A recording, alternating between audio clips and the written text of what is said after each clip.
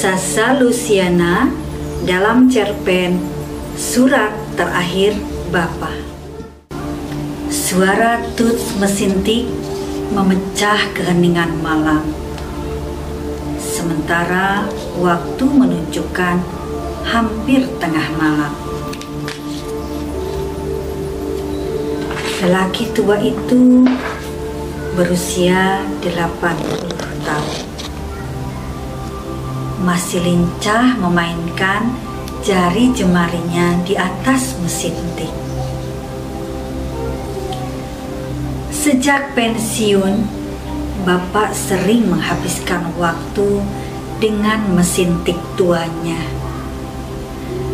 Dan menjadi lebih sering lagi semenjak Mami tiada. Yang lebih sering Bapak tulis tema-tema keagamaan. Walau terkadang curahan hati pun Bapak ungkapkan dalam tulisan. Malam itu ada yang ingin dituntaskan Bapak untuk ditulis. Serangkaian pesan untuk anak-anak, cucu-cucu, dan para cicitnya.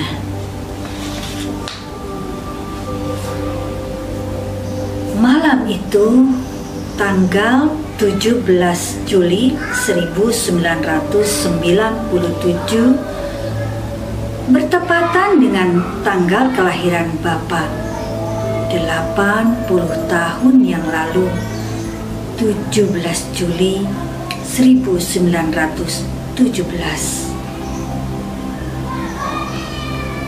Bapak semakin merenungi dirinya yang terasa semakin menua. Harus ada pesan-pesan yang ditinggalkan pada anak dan keturunannya. Badannya tegap, wajahnya cerah, tidak menunjukkan usianya yang telah lanjut. Tetap semangat menorehkan kata untuk anak-anak tercinta, agar mereka tahu perasaan seorang bapa, menahan rindu, menelan asa, berkelindan dengan waktu.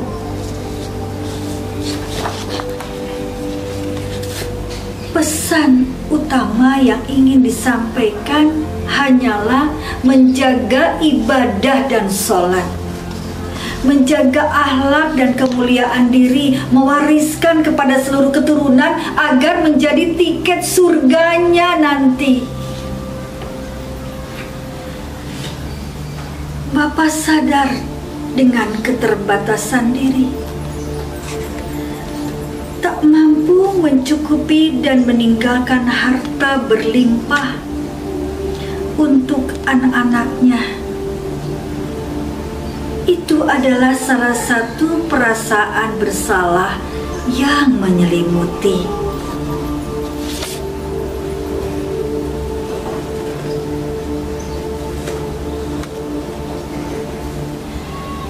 Bapak teringat saat Bapak memutuskan untuk menikah lagi setelah 1 tahun Mami tiada. Bapak menikah tanpa sepengetahuan anak-anaknya. Pernikahan pun digelar tanpa dihadiri anak-anaknya, kecuali kedua anaknya yang masih sekolah. Itu pun diberitahukan Bapak saat mau berangkat ke pernikahan.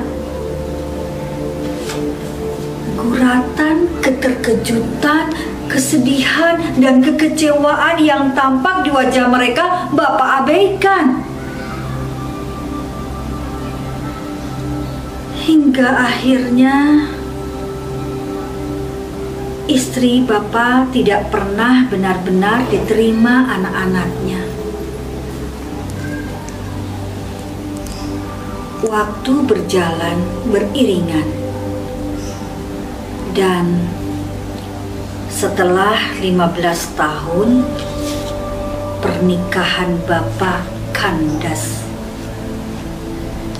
meninggalkan luka pada jiwa Bapak sendiri dan istrinya.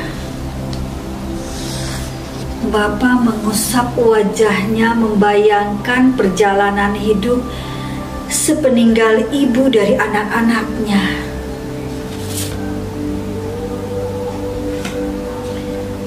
Waktu merangkak menuju dini hari. Usai menulis surat, Bapak menggelar sajadah menutup malam. Berkeluh kesah hanya padanya. Sudah puluhan tahun menjadi kebiasaan baiknya. Keesokan harinya, melalui kantor pos di sebelah rumah, surat itu dikirimkan ke berbagai kota, ke berbagai alamat tempat anak-anaknya berada.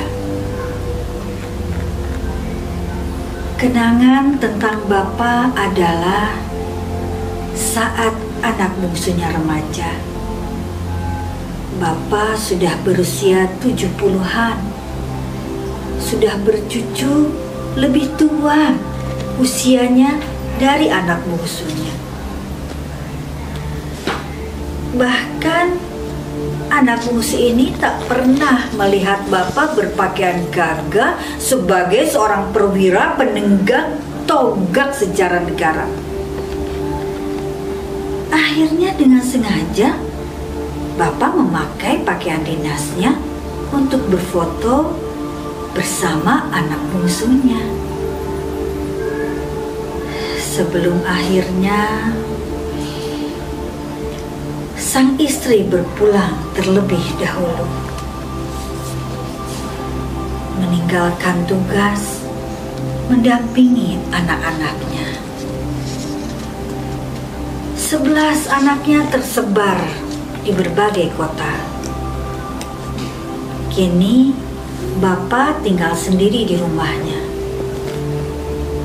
Ada bias rindu terhadap anak bungsu yang kini sudah memiliki 4 balita. Si bungsu mengajaknya tinggal di sana. Tapi Bapak tidak tega dengan kondisi perekonomian anak bungsunya itu. 3 tahun setelah menulis surat, kesehatan Bapak menurun. Anaknya yang nomor 4 membawa Bapak tinggal di rumahnya.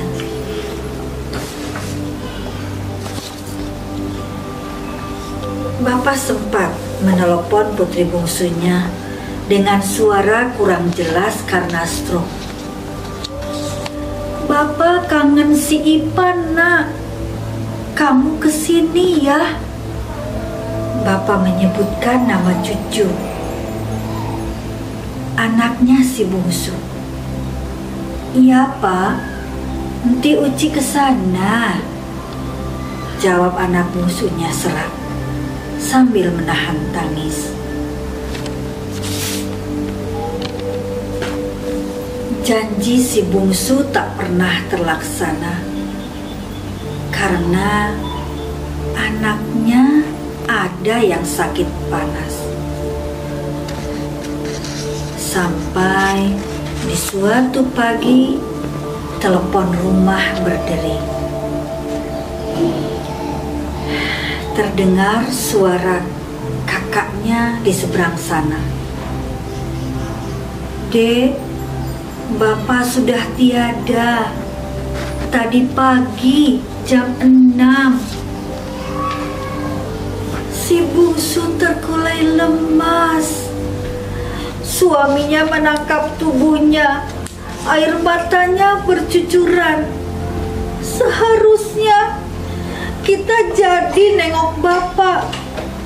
Seharusnya jadi, Bang. Si bungsu terus bergumam sambil memukul dada suaminya.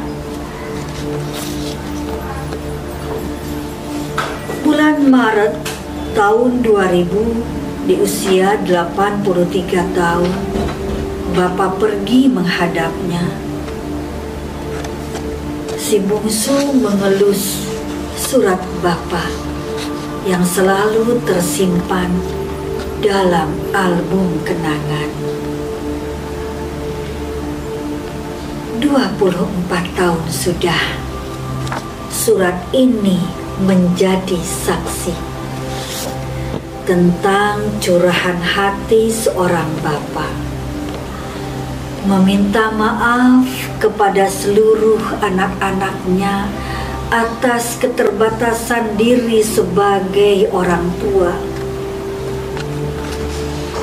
Surat ini kan tetap tersimpan sampai para cucu, cicit, dan keturunan selanjutnya mengabadikan. Terkirim doa untukmu Bapa tercinta. Kita berharap Allah kumpulkan bersama Mami dan semua yang telah tiada di surganya.